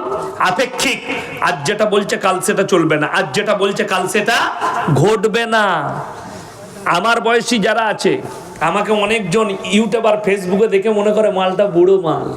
আমি এখনো 20 অত সুজালয় 36+। আমাদের দেশের গুটখাখোররা মোবাইলে দেখে মনে করছে মালটার বয়স 50 হয়ে গেছে, আর বেশি দিন বাঁচবে না, এখন অনেক দিন বাঁচবো, আমি তোদের বীজ মেরে ছাড়বো। তোদের মাজারের ব্যবসা না তোলা পর্যন্ত আল্লাহ আমাকে যেন মত না দেয়, বলুন আমিন। আপনারা দোয়া করছেন তো? এই মাজারের ব্যবসা আমি তুলে দেবো 15 বছর সময় পেলে। এমনি তো ওদের হয়ে গেইছে, পায়ের তলার মাটি ছড়িয়েছি, এখন গালিগালাজ ছাড়া কিছুই নাই। শুনে নেন, আল্লাহ যাকে হিদায়েত দিবে সে হিদায়েত পাবে। কি বললেন আমাদের সভাপতি সাহেব?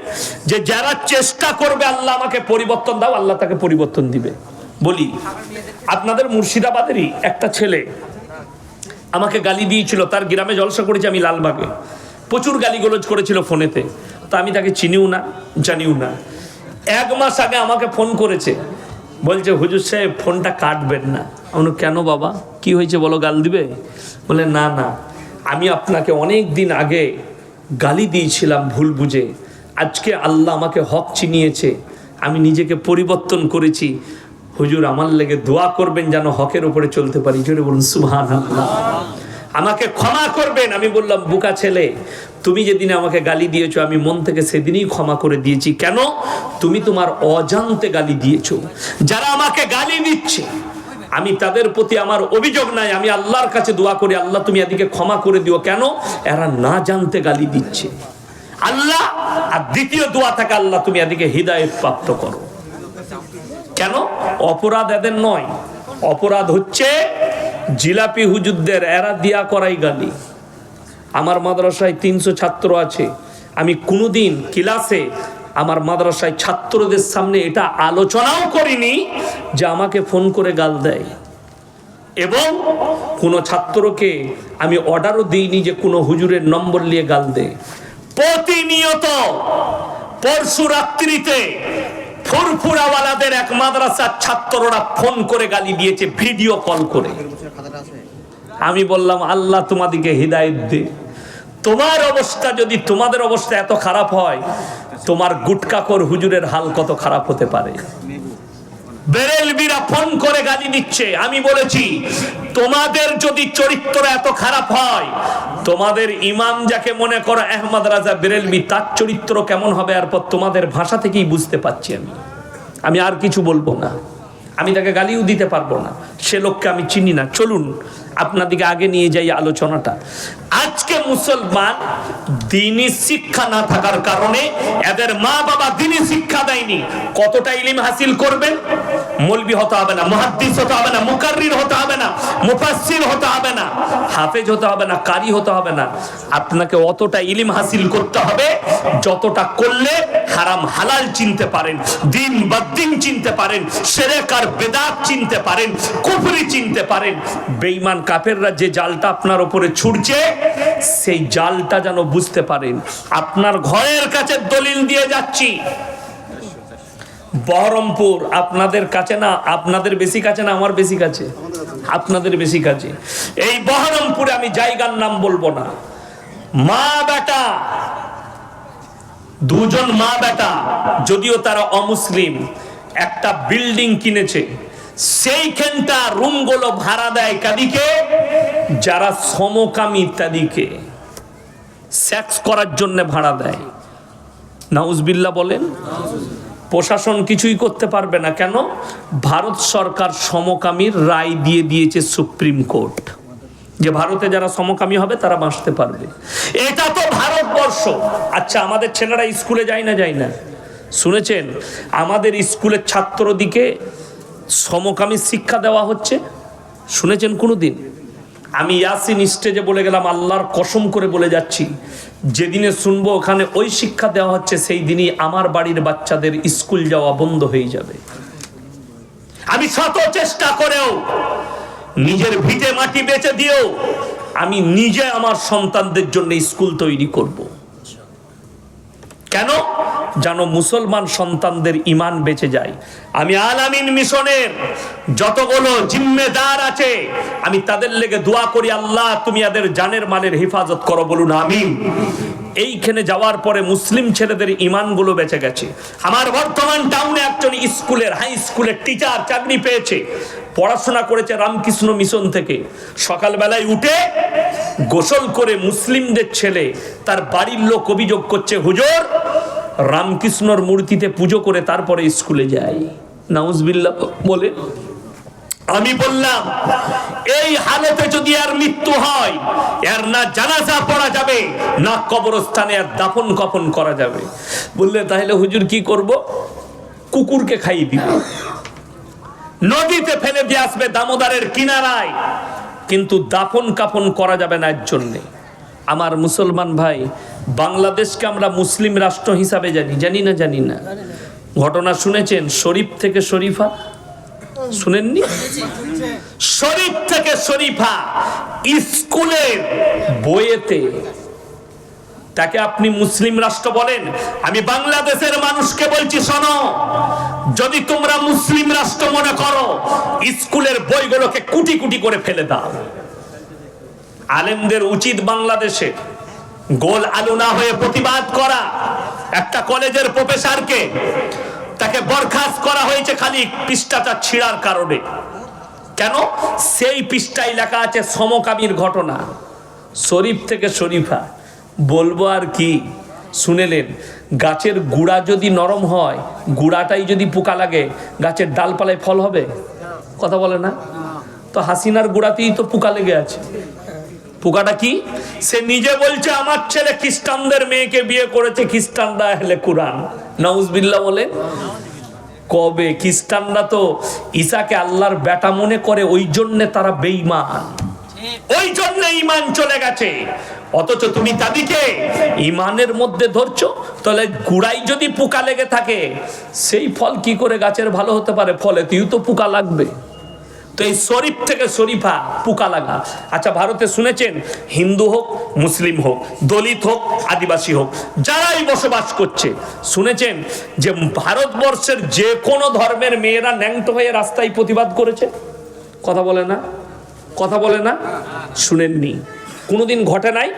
আল্লাহ জানে না ঘটবে নাকি। বাংলাদেশে 2 বছর আগে কিছু মেয়ে পোশাক নিয়ে তারা বলছে আমরা ন্যাংটো ঘুরে বেড়াবো, ন্যাংটো হয়ে প্রতিবাদ করেছে রাস্তায় বাংলাদেশে। মুসলিমদের মেয়ে, অমুসলিম নয়। কাদের মেয়ে বললাম? মুসলিমদের মেয়ে। শুনেলেন? আপনারা হাত তুলে বলুন আমাদের বাচ্চাদিকে দিনী শিক্ষা দেবো, জোরে বলুন ইনশাআল্লাহ। আপনি হারাম হালাল কি বুঝলেন? দেখুন, দোয়া কবুলিয়াতের জন্য প্রথম শর্ত যেটা ইসলামে রাখা হয়েছে, দোয়া কবুলিয়াতের জন্য প্রথম যে শর্তটা আছে সেই শর্তটা কি জানেন? কি? হালাল খাদ্য। তবে আপনার দোয়া কবুল হবে হালাল খাবার খেলে। আপনি এটা বুঝলেন যে ইয়াসিন ভাই জবাই করা মাংস আমাদিকে খেতে হবে। আপনি বহরমপুরে যদি কোনো রেস্টুরেন্টে খেতে যান, কি জিজ্ঞেস করবেন? দাদা জবাই না কাটা? করবেন না? করবেন না? বেলডাঙ্গায় যদি চাচার হোটেলে খালো, ওখানে জিজ্ঞেস করা দরকার নাই, ওটা আমাদের সার্টিফাই আছে, তাই না? ভাকুরিতে মুসলিম হোটেলে খাবেন, কোনো অসুবিধা নাই। বহরমপুরে যদি কোনো রেস্টুরেন্টে হোটেলে খেতে যান, জিজ্ঞেস করতে হবে দাদা মুরগিটা জবাই না কাটা? ঠিক বললাম না ভুল বললাম? কলকাতাতেও জিজ্ঞেস করতে হবে। কেন? আপনার জন্য শর্ত হচ্ছে হালাল খাবার। আপনি এটা বুঝলেন যে জবাই করা খাবার খেতে হবে। সকালবেলায় কাঁটা বাগানে গিয়ে মুরগির মাংস কিনবেন, বলছেন এই জবাই করা 1 কিলো মাংস দে তো। আপনি কিনবেন জবাই করা মাংস, কিন্তু টাকাটা আবার সুদের টাকা, সেই একই মাল দাঁড়িয়ে গেল। কথাটা বুঝাতে পারলাম? এরপর যদি সুদের বয়ান করি, সকালবেলায় কাঁটা বাগানের চায়ের দোকানে সুদ কররা এক কাছে বসে বলবে বাজে মলবি এনে নিবে, বলবে না? বলবে না? ওই মাল কটা গাল দিবে। কোরআন বলছে ওয়াহাল্লাল্লাহুল বাইয়া ওয়া হাররামার রিবা, হে আমার নবী আমি সুদকে হারাম করেছি আর ব্যবসাকে হালাল করেছি। জোরে বলুন সুবহানাল্লাহ।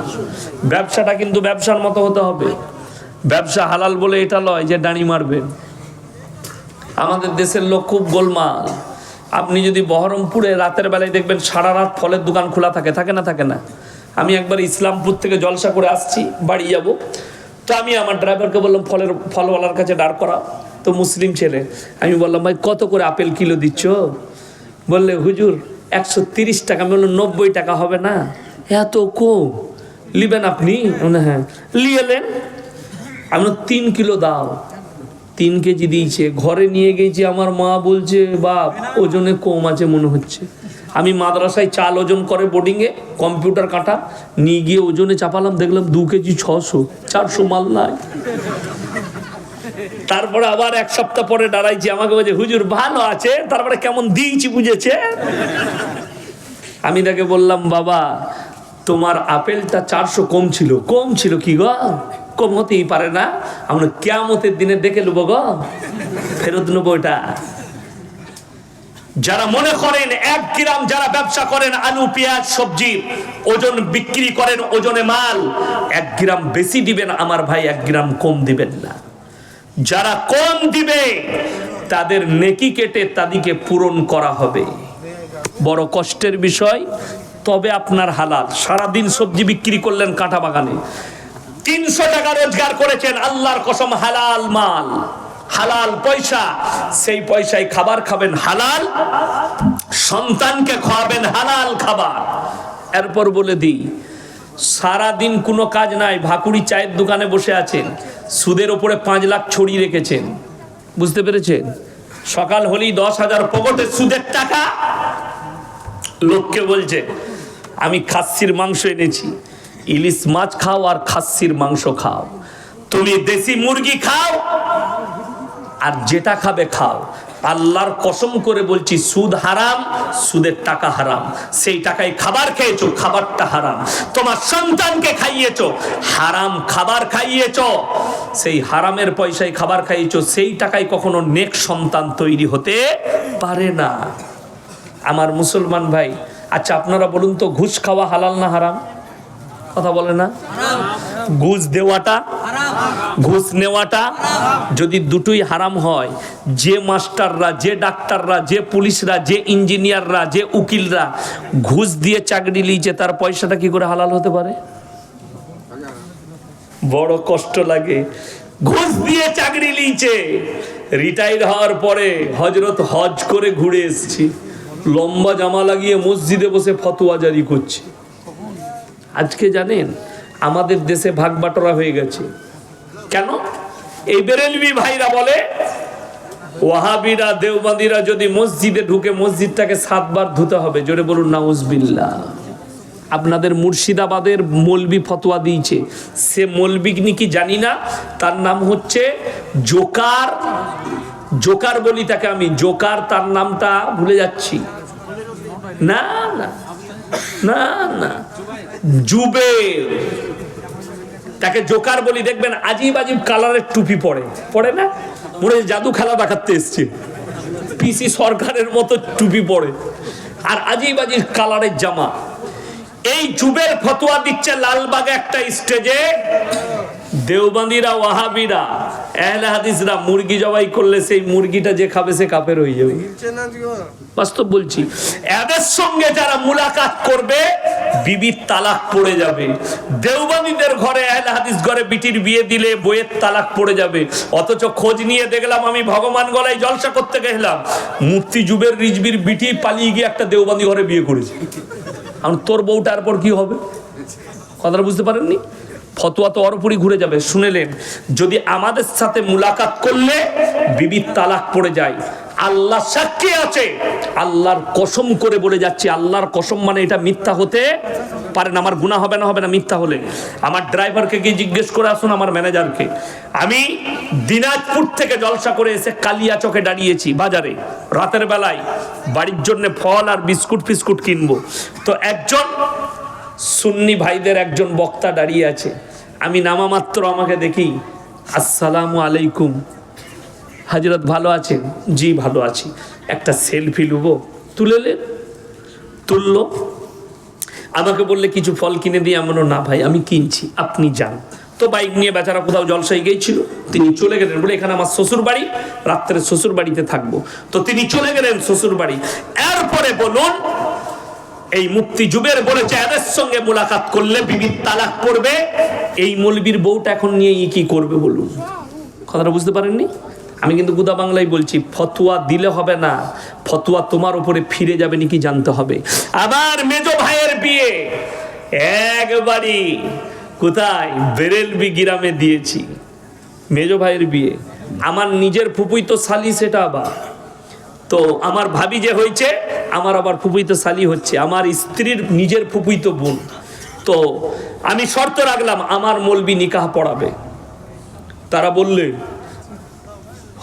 তোমাদের মৌলবি পড়াবেন? হ্যাঁ। বলে ঠিক আছে। এরপরে যখন বিয়েতে পৌঁছালাম তখন বলছে আমাদের গ্রামের লোক বলছে আমাদের মৌলবি পড়াবে। আমি বললাম পড়া, আমি ওই স্টেজ আবার আমার মৌলবি দিয়ে পড়াবো। তোদের মৌলবি পড়ানো হয়ে গেলেই আমি পড়াবো। যদি বললে কেন, আমাদের মৌলবি পড়ানো কি 2-4টা শিক্ষিত লোক হবে না? আমরা হতো, সে যদি শিরক বিদআত না করতো। সবাই শুনে যান, কোন মৌলবি যদি শিরক বিদআতে ডুবে থাকে, কবর পূজায় ডুবে থাকে, সেই মৌলবির পেছনে নামাজ দুরুস্ত হবে না, যেহেতু সরাসরি আল্লাহর সঙ্গে শিরক করছে। এটা ইসলাম বুঝাচ্ছি আপনাদিকে। চলে গেল, তারা বললে টাকাটা দেন। আমি ক টাকা লাগবে বলো? বলে বিয়ে পড়ানো 1000 টাকা। সে মৌলবি বললে খানা নেই খাইনি, এই লো মাল পালিয়ে গেছে, আমাকে দেখেই পালিয়ে গেছে মসজিদে। তো গেল, টাকা পাঠিয়ে দিলাম, 1000 টাকা বললো, আমি একজনের হাতে দিয়ে দিলাম, দিদান আপনার মৌলবিকে 1000 টাকা। 1000 কেন, 2000 বললেও দিতাম, আমি 5000 বললেও দিতাম, বিয়ে পড়াতে দেবো না। চলে গেল, টাকাটা নিয়ে নিলে। এখন টাকা হজম হয়ে গেছে তার। আজকে জানেন প্রায় 13-14 বছর বিয়ে হয়ে গেল আমার মেজো ভাইয়ের। এখন টাকাটা তার শরীরে মিশে গেছে, খাওয়া দাওয়া করেছে, তার বিবিকে খাওয়াইছে। এরপর আপনি বলুন, যদি আমাদের ঘরে বিয়ে দিলে বিটির তালাক পড়ে, তো আমাদের টাকায় যদি তাদের মৌলবি খায়, তার বউটা কি হবে? কথাটা বুঝতে পারেননি? ফতোয়া তোমার উপরে ঘুরে যাবে। আর আমি চ্যালেঞ্জ দিয়ে বললাম, আমার সুন্নি ভাইরা শোনো, আমি জীবনে তোমাদিকে কাফের ফতোয়া দিইনি, জীবনে তোমাদিকে জাহান্নামী বলতে পারবো না। আর এই হারামখোররা কথাই কথাই বলে জাহান্নামী, কথাই কথাই লোককে জাহান্নামে ঢুকায়। অথচ আল্লাহ নবীর হাদিস, কোন অমুসলিম ব্যক্তিকেও তুমি জাহান্নামী বলতে পাবে না। কেন? সে যদি মৃত্যুর পূর্বে কালমা পড়ে মুসলমান হয়ে যদি জান্নাতে চলে যায়, কিয়ামতের দিনে লাঞ্ছিত হবে। আপনাকে বাস্তব ঘটনা শোনাই, আমি বেশি ঘটনা বলবো না। বাবরি মসজিদ, সেখানে রাম মন্দির উদ্বোধন হয়েছে না হয়নি? লম্বা ঘটনা বলবো না, আমি বলে দিয়েছি এর আগে।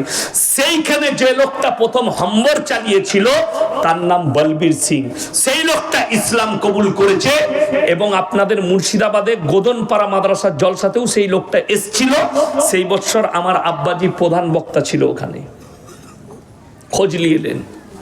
বলবীর সিং আমার মুসলমান ভাই, তো আল্লাহ এই লোকটাকে যখন ইসলামের জন্য কবুল করলো, এই লোকটাকে আর জাহান্নামী বলা যাবে? কথা বলেন। আমি বলে যাচ্ছি, যতগুলো ভাই বাবরি মসজিদ ভেঙেছেন, হিস্সা নিয়েছে, তাদের জন্য আমার একটাই দোয়া, তাদেরকে আমি এখন জাহান্নামী বলতে পারবো না। একটাই দোয়া দেবো, আল্লাহ এদিকে ইসলামের জন্য কবুল করো, যদি তকদিরে ইসলাম না লেখা থাকে এদিকে ধ্বংস করো। জোরে বলুন আমিন। এইটা হচ্ছে হাকিকত এবং হক দোয়া। আপনার বাড়ির পাশে কোনো অমুসলিম ভাই থাকলে তার লেগে দোয়া করবেন। আপনার বন্ধু থাকলে সে যদি আপনার কাছে আপনার পয়সায় চা খায়, দোয়া করবেন আল্লাহ তুমি একে হিদায়েত দাও। কি দোয়া করবেন? আল্লাহ হিদায়েত দাও, এই দোয়া করবেন। বড় কষ্ট লাগে। আচ্ছা, আমার এতক্ষণ বয়ান শুনলেন, এই মৌলবীরা বসে আছে, আমাদেরকে দেখে কাফের মনে হচ্ছে আপনাদের কোনো অ্যাঙ্গেল থেকে? আরে কথা বলে না এরা, আমরা তো সাধারণ শিক্ষিত মানুষ। আপনারা বলুন আমাদেরকে, আমার যে বক্তব্য শুনলেন, আচ্ছা একটাও রসুল বিরোধী কথা বললাম? হ্যাঁ, আমি দরুদ পড়লাম না পড়লাম না? আচ্ছা সাল্লাল্লাহু আলাইহি সাল্লাম, মনে না এটা দরুদ না দরুদ নয়? দরুদ, সবাই বলবে দরুদ। আচ্ছা এই যে আমরা দরুদ পাঠ করলাম সবাই, আমি যতবার বললাম রসুলের নাম, সকলে আরেকবার বলুন তো সাল্লাল্লাহু আলাইহি সাল্লাম। আচ্ছা আপনারা দাঁড়িয়ে পড়লেন না বসে? হ্যাঁ বসে? এত বড় বিয়াদবি, কথাটা বুঝতে পারেননি আমার? এরা বলছে নবীকে সালাম দিলে দাঁড়িয়ে দিতে হয়, বড় কষ্টের বিষয়। যে হুজুর বলছে নবীকে সালাম পাঠালে দাঁড়িয়ে পাঠাতে হয়, ওই হারামখোর হুজুর নিজে হারামখোর বসে বসে 100 বার দরুদ পাঠ করেছে নবীজির উপরে, ঠিক কি না? তাহলে তোর থেকে বড় বিয়াদব কেউ আছে? আচ্ছা আমাদের দেশের বেরেলভি ভাইরা বলছে, খুব ভালো করে বুঝবেন, সুন্নি মৌলবীরা মানুষকে বুঝাচ্ছে কে হাম জব মিলাদ করতে হ্যাঁ, আমরা যখন মিলাদ শরীফ করি, আমরা যখন জলসা করি, তখন আল্লাহর নবী সরাসরি আমাদের মজমায় হাজির হয়। তোর থেকে বড় হারামখোর কেউ আছে? নবীজি মজমায় আছে আর তুই বসে বসে বায়ান কি করে করছিস বে? কথাটা বুঝতে পেরেছেন না পারেননি? ই বলছে নবীজি মজমায় হাজির হয়, হাজির নাজির। তাহলে তোর থেকে বড় হারামখোর বিয়াদব কেউ পৃথিবীতে আছে যে নবীজি মজমায় হাজির হলো আর তুই হারামখোর বসে বসে বায়ান করছিস? তুই বলছিস নবীর আদবে দাঁড়াতে হয়? তোমার কাঁটা দিয়ে তোমার কাঁটা তুলছি, বেশি পাকামো করো না।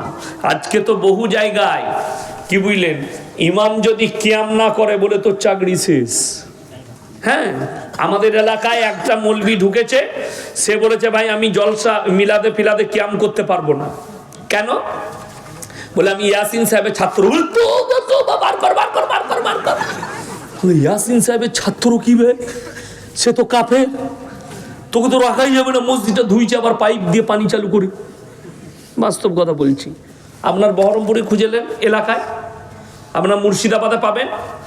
ইমাম সাহেব কিয়াম না করার কারণে বার করে দাও, ইমাম সাহেব দরুদ পড়ে নাই, বার করে দাও। দরুদটাই তো তুই বুঝলি না, সালামটাই তো বুঝলি না। আপনারা বলুন কিয়াম করা কি ফরজ? কি বললাম? আপনারা অবাক হচ্ছেন না? মৌলবীদিকে জিজ্ঞেস করুন, নামাজে দাঁড়ান না আপনারা? কিয়ামের অর্থ হচ্ছে দাঁড়ানো। কিন্তু আমার বলার উদ্দেশ্য, গোটা পৃথিবীর আহমদ রাজা বেরেলভি থেকে যতগুলো মৌলবি আছে সকলকে চ্যালেঞ্জ দিলাম, খালি হাদিস কোরআন থেকে এটা বার করে দাও যে সাহাবীরা কবে নবীর সামনে দাঁড়িয়ে বলেছিল ইয়া নবী সালামুন আলাইকা, ইয়া হাবিব সালামুন আলাইকা। আল্লাহ নবী মা হালিমা, মা আমিনা, দাইমা হালিমা, এই শব্দ ব্যবহার করে। এইগুলো তো নবীজির বায়োডেটা। আমরা বলি না? অনেক সময় আমাদের মৌলবীরা নবীজির জীবনী বলে না, কথা বলেন, বলে না? আমরাও বলি যে নবীজির মা তিনি হচ্ছেন আমিনা, দুধমা হচ্ছেন হালিমা, তিনার আব্বা হচ্ছেন আব্দুল্লাহ। এইগুলো বলা তো নবীজির বায়োডেটা। আমি যদি এখন আমার বায়োডেটাটা বলি, বলা যাবে না? যাবে না? বলা যাবে। তো এইটা কি করে দরুদ হলো আমি বুঝে আসছে না, কথাটা বুঝতে পারেননি? এইটা কি করে সালাম হলো? হাদিস থেকে আমাকে বার করে দেখা এটা সালাম। কেউ কেউ বলছে মুস্তাহসান। মুস্তাহসান বলে হাদিসে কোনো নেকির কাজের মান আছে?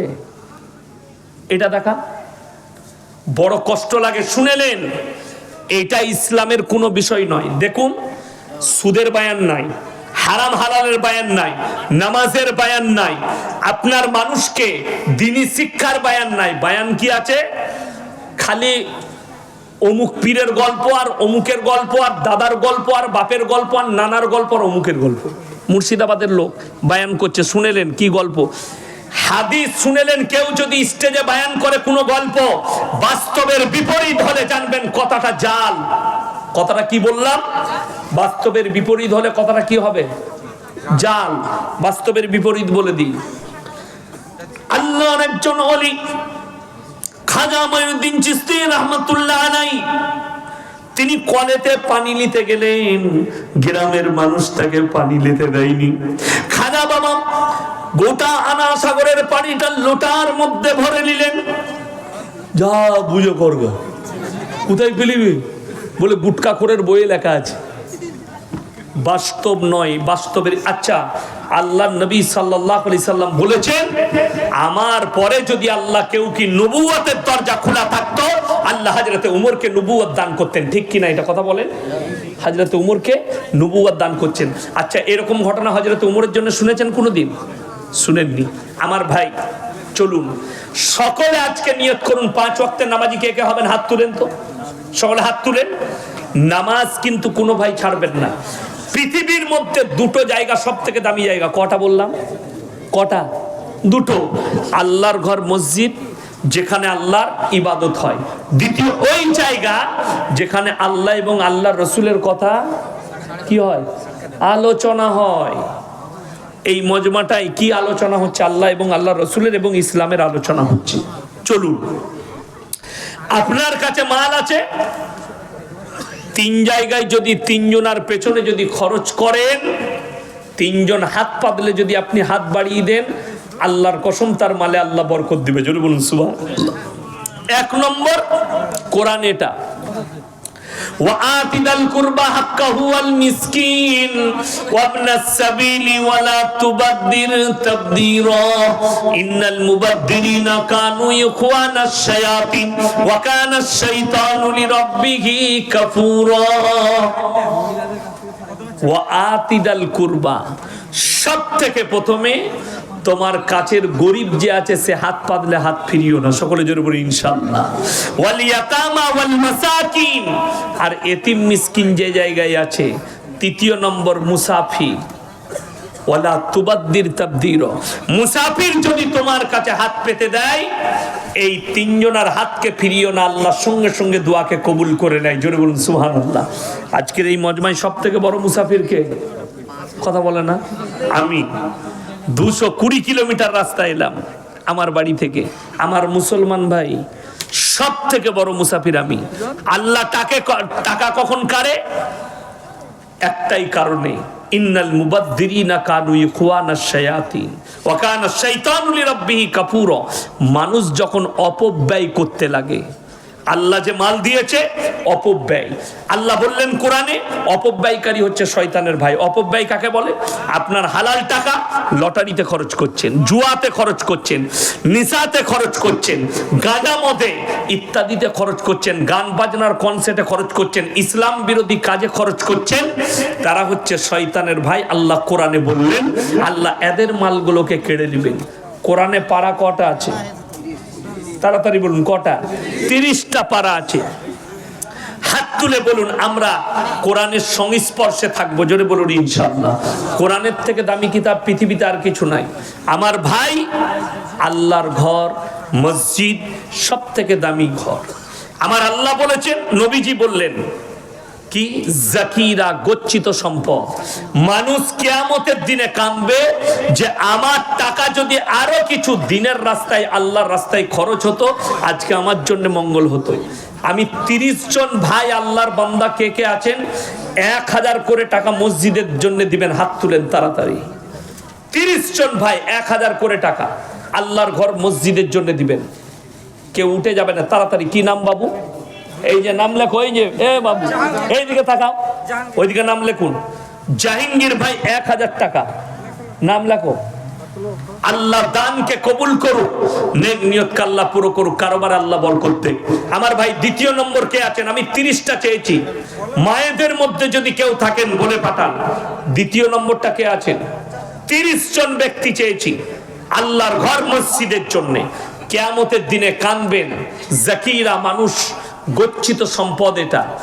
আপনি মসজিদে আল্লাহর রাস্তায় দিনের পথে যেটা খরচ করবেন, আল্লাহর কসম এর হিসাব নেওয়া হবে না, বরঞ্চ তোমাকে আর বদলা দেবে আল্লাহ কিয়ামতের দিনে। জোরে বলুন সুবহানাল্লাহ। দ্বিতীয় নম্বর ভাইটা কে আছেন? মায়ের জন্য, বাপের জন্য, নিজের জন্য। আপনি পরকালে বুঝবেন যে আমি কি দিয়ে এসেছি, এখন নয়, আস্তে আস্তে দিবেন। কে আছেন? লগথক দেন। কি নাম বাবু?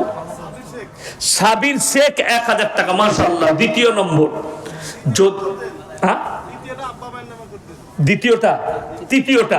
তৃতীয় উনারই নামে আবার 1000 টাকা, উনার আব্বা মায়ের নামে। আল্লাহ আপনার আব্বা মা জীবিত আছেন? জীবিত আছে। আল্লাহ উনাদেরকে সুস্থতা দান করুন, উনাদের জানে মালে ইজ্জতে আল্লাহ বরকত দেন। আমার ভাই চতুর্থ নম্বরটা কে আছেন? তাড়াতাড়ি হাত তুলেন আল্লাহর ওয়াস্তে। যদি মনে করেন আমার কাছে পয়সা নেই, ফোন পেতে দিয়ে দেন, এখন তো ফোন পে সিস্টেম আছে, ফোন পেতে দিয়ে দেন। যদি মনে করেন আমি 1 সপ্তাহ পরে দেবো, 1 মাস পরে দেবো, তাও চলবে। আস্তে আস্তে দিবেন, মাসে 200 করে টাকা দেন। কিন্তু আমি বলবো 30 জন ভাই, মাত্র 3 জন হয়েছে। চতুর্থ নম্বরটা কে আছে? মাশাআল্লাহ। কি নাম?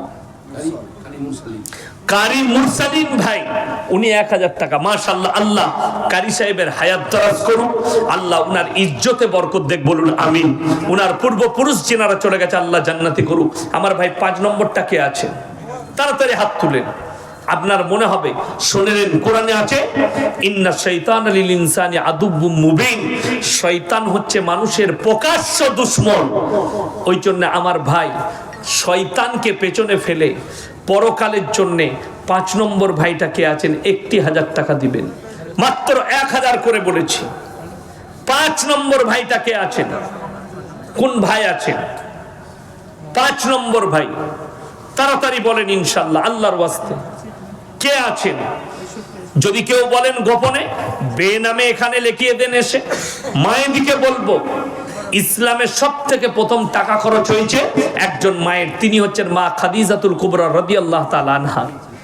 ওই জন্য মায়েদের মধ্যে যদি কোনো আল্লাহর বান্দি থাকেন, মায়ের নামে 1000, বাপের নামে 1000। কি নাম?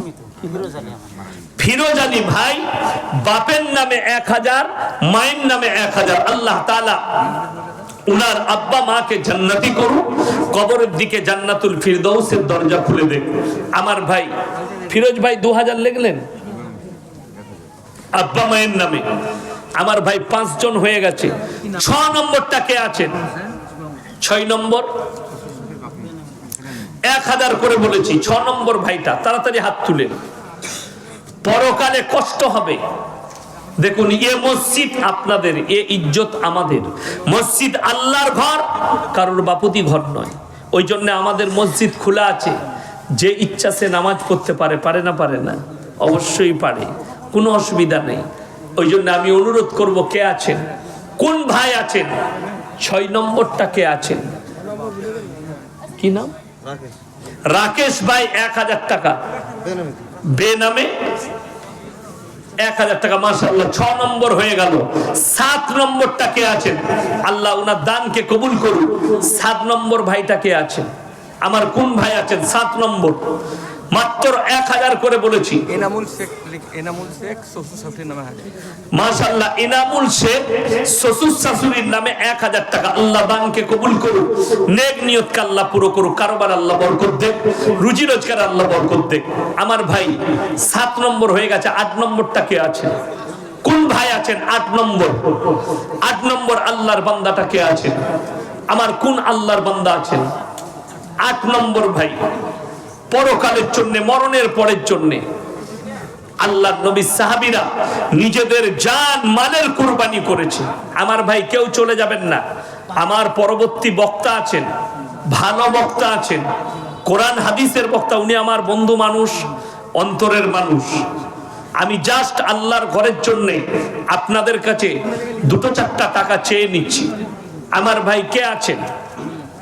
8 নম্বরটা কে আছেন? 8 নম্বর আল্লাহর বান্দা কে আছেন? কোন ভাই আছেন?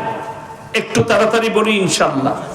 8 নম্বর আল্লাহর বান্দা, মাত্র 1000 টাকা করে বলেছি, পরকালের জন্য, মরণের পরের জন্য মাত্র 1000 করে টাকা। মায়েদের মধ্যে এখনো পর্যন্ত একটাও পাইনি। যদি কোনো আমার নেক বান্দি আল্লাহর বান্দা মোহাম্মদ মল্লিক 5 বস্তা সিমেন্ট। মাশাআল্লাহ, জান মোহাম্মদ মল্লিক, তিনি 5 বস্তা সিমেন্ট দেবেন। আল্লাহ তাআলা ওনার দানকে কবুল করুক, নেক নিয়তকে আল্লাহ বরকত দেখ, কারবারে আল্লাহ বরকত দেখ। আমার ভাই, যদি ইনার জুড়ি হবার জন্য কেউ থাকেন 5 বস্তা সিমেন্ট দেবেন, তাইলে বলুন। আর 8 নম্বরটা কে আছেন? 1000 টাকা কমপক্ষে 10 জন দেন, 7 জন হয়েছে।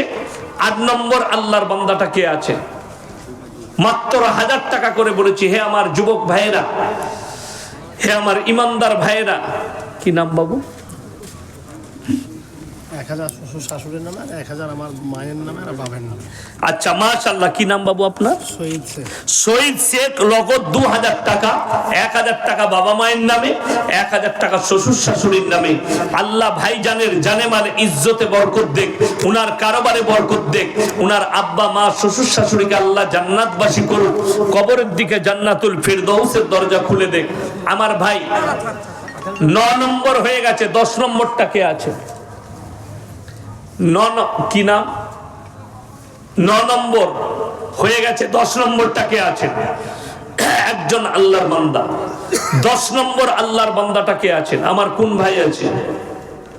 10 নম্বর, একটু তাড়াতাড়ি বলি ইনশাআল্লাহ।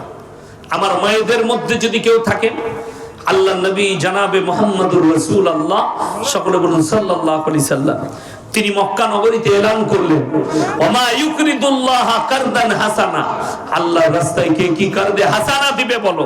আল্লাহর নবী সাহাবীরা নিজেদের জান মালের কুরবানি করেছে, জানের মালের কুরবানি করে দিয়েছে। এমন কি মক্কার বেঈমান কাফেররা বলেছে এদের আল্লাহ ফকির হয়ে গেছে। জোরে বলুন নাউজুবিল্লাহ। এর একটা বড় লম্বা হিস্টরি আছে, আর হিস্ট্রির সঙ্গে জুড়ে আছেন হযরত আবু বকর সিদ্দিক রাদিয়াল্লাহু তাআলা আনহু। ওই জন্য এই হিস্ট্রি বলার সময় নেই। আমার ভাই, সাহাবীরা জান মালের কুরবানি করেছে, আপনাকে জান দিতে হবে না। এখন খালি জাস্ট আপনি খালি একটু মালের খরচ করে দেন। আজিম শেখ 1000 টাকা। মাশাআল্লাহ, 10 নম্বর হয়ে গেছে। আজিম শেখ ভাই, তিনি 1000 টাকা। আল্লাহ তাআলা উনার ইজ্জতে বরকত দেখ, জানে মালে বরকত দেখ, উনার ব্যবসা বাণিজ্যই আল্লাহ বরকত দেখ, পূর্বপুরুষকে আল্লাহ জান্নাতি করুন। আমার ভাই, 5 বস্তা একজন ভাই সিমেন্ট দিয়েছে। আমি বলবো 2 বস্তা 5 বস্তা করে সিমেন্ট, 10 জন ভাই 2 বস্তা করে সিমেন্ট কে কে আছে? 10 জন ভাই 2 বস্তা করে সিমেন্ট। আমারটা বলো, আসাদুল শেখ 2 বস্তা। মাশাআল্লাহ, আসাদুল শেখ 2 বস্তা সিমেন্ট। আল্লাহ ওনার দানকে কবুল করুক, নেক নিয়ত আল্লাহ পুরো করুক, কারবার আল্লাহ বরকত দেখ। আমার মায়েদের মধ্যে যদি কেউ সিমেন্ট দিতে চান, 1 বস্তা 2 বস্তা, আমার ভাই কে আছেন? 5 বস্তা